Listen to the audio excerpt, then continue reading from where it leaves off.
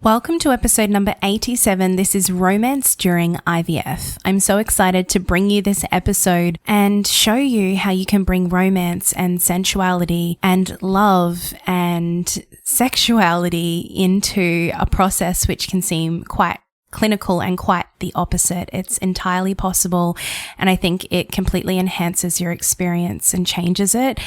And it's certainly what I did on my journey, and it made a massive difference. It added to the magic for sure. So I was in a pregnancy yoga class recently, and the teacher said something like, babies should come out the way they go in, which is quite a generalized statement, and it certainly isn't the actual literal case for a lot of women, especially doing IVF. But she was referring to the way that you make love to conceive a baby, and then a baby also entering the world in that loving way. And I want you to know that this is not only exclusive to natural conception.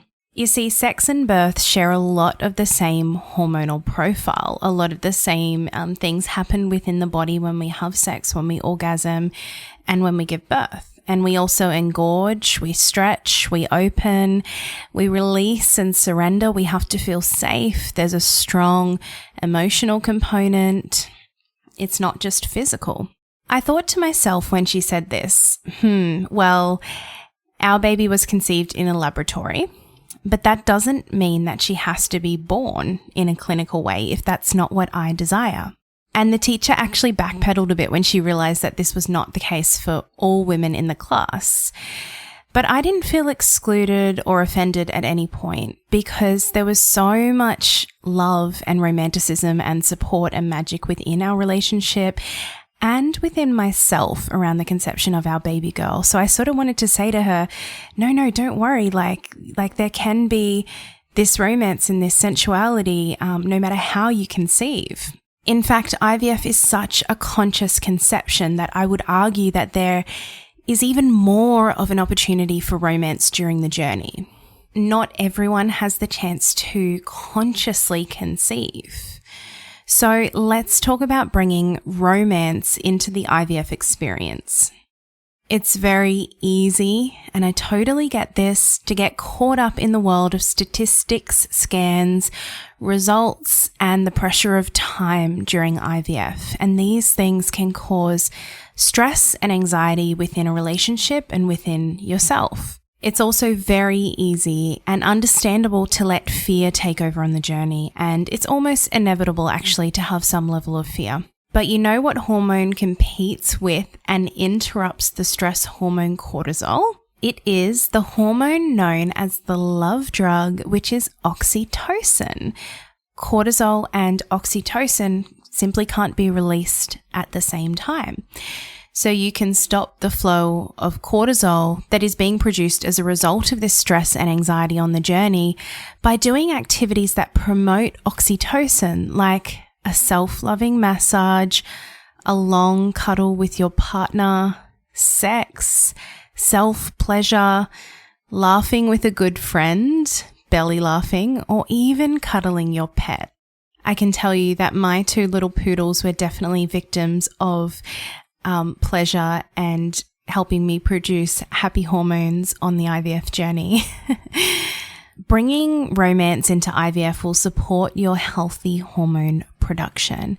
It will support your mental health, and it will support you to physically relax your body. It will also take the focus off the daunting IVF journey and on to love. In my eyes, there are two ways that you can do this: romance in your relationship and romance within yourself. Just because you are not having sexual intercourse to conceive your baby, it doesn't mean that you can't have a sensual and romantic relationship at the time of conception and throughout your journey. I really encourage you to have this discussion with your partner as to how important that is for the both of you.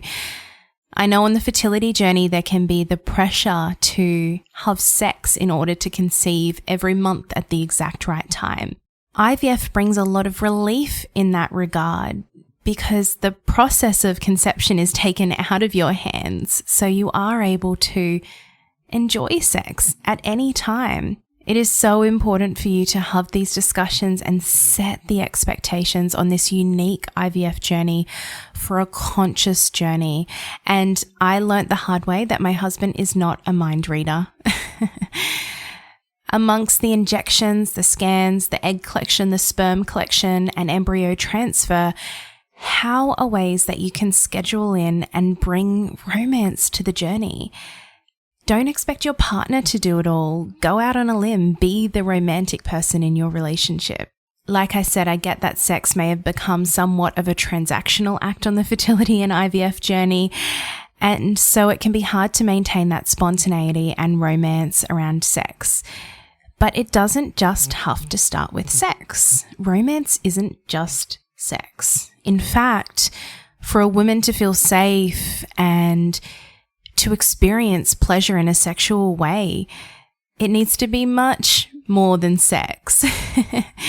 There's a little thing called foreplay, and it includes lots of different things. Specifically for me, things like picnics, candlelit dinners, making out on the couch, long walks on the beach, doing a puzzle together with hot chocolates or a good glass of red. I'm serious. Like, fuck the narrative that an IVF journey is horrible and hard. You know, even just for one night, turn that switch off. Imagine if this journey was actually a beautiful opportunity to bring back the burning romance in your relationship. Baby or no baby, that is a win in my eyes. It may seem that all you want right now is the baby. But when I look back, I realize that these things are what was so important. The gratitude for our loving relationship and how that constantly brought me and us into the present moment and back to the present moment. These are ways that your IVF journey can become transformational, not just transactional. So you can bring romance into your relationship throughout this time. It doesn't have to be a time that you struggle through together. It can be something that you look back on with appreciation, which is truly beautiful. And if you remember, I did mention that there are 2 ways in my eyes to bring romance into the IVF journey. The second way is the most foundational, the most important, and I believe that it is necessary to be able to be open to love and romance in relationships to begin with. It's the love that you show yourself. What I kept coming back to on my journey over and over again, and what I continue finding to be true throughout pregnancy, is that I needed and I need to love myself first. Truly, madly, deeply love myself. To feel open, accepting of, and worthy of receiving love and everything that I deserved. My mantra for the year that we conceived via IVF was a Rumi quote. The quote goes, "A wealth you cannot imagine flows through you. Stay humble in your secret heart house, that bowl of silence." Or to make it a simpler quote, my husband always uses, "If it's got to be, it's up to me." Choose your poison. But ultimately, you must love yourself first on this journey. You must go within your heart house, within that bowl of silence, and find that love for yourself. And ultimately, when you find this love on the journey and in the toughest of times, it will follow you. It will stay with you for the rest of your life, just like any relationship built on tough times.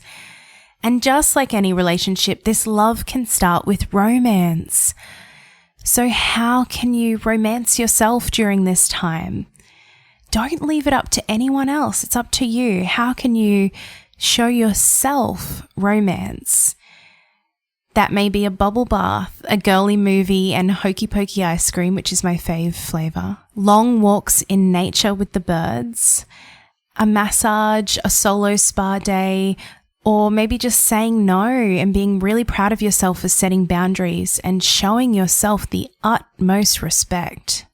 Honestly, not everyone believed me when I told them how beautiful and magical my IVF experience was. Everyone was expecting me to have a really tough time. But I truly believe that's what led my baby to me. And this is everything that I teach in my program, IVF Magic.